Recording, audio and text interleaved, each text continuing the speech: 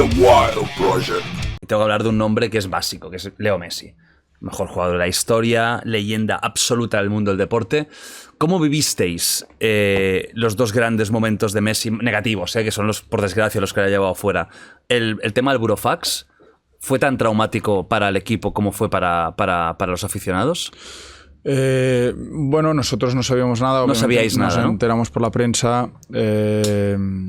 Sabíamos que, bueno, que él pues no estaba del todo contento, pero no sabíamos que iba a hacer un movimiento de estas características y bueno, yo estaba de vacaciones, estuve en contacto con él en ese momento y para entender, y al final pues bueno, se quedó y hizo un año más, ¿no?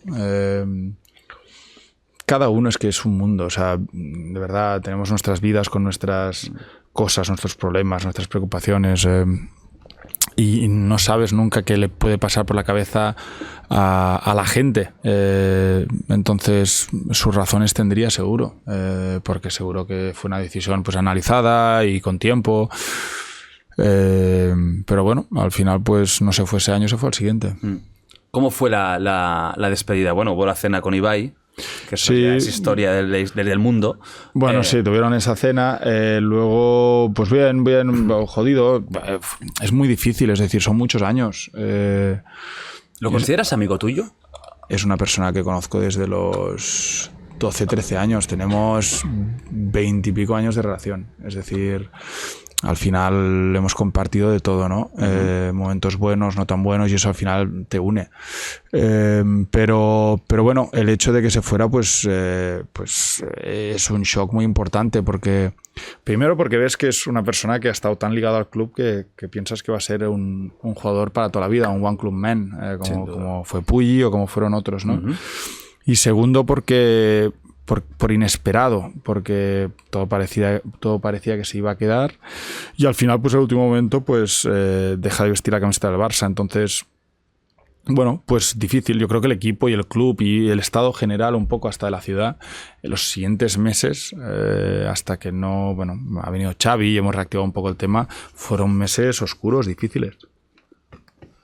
Es complicado, yo creo que ha sido para ambas partes. O sea, para él tiene que haber sido muy duro también ir a París, todo lo que significa el cambio de donde estaba y del sol y del buen clima a la ciudad, una ciudad además que creo que entrenan en medio de la ciudad, que eso tiene que ser solo el tráfico ya para pegarte un tiro.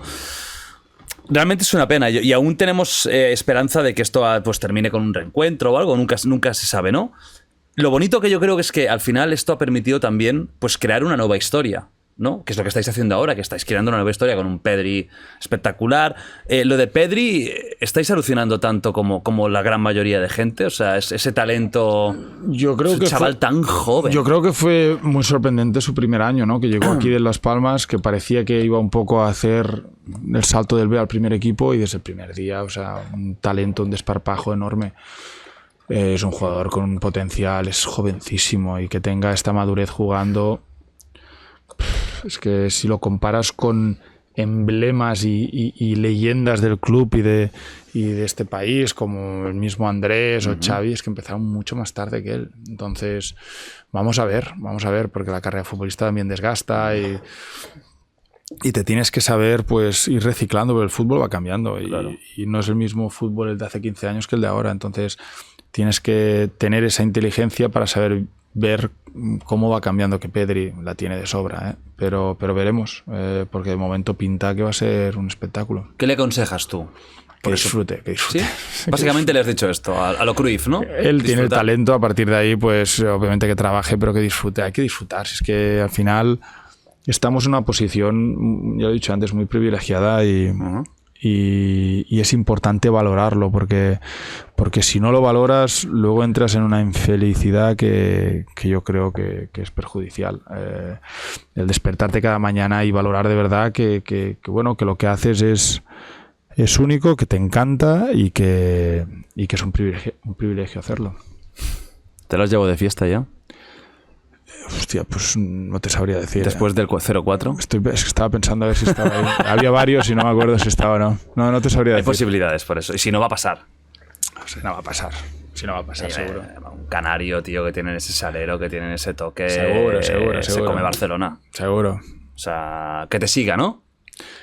Bueno, lo de que ¿Estás me más siga- tranquilo ya o...? Estoy mucho más tranquilo. Mucho más tranquilo, ¿no? Bueno, es que no puedes ni comparar.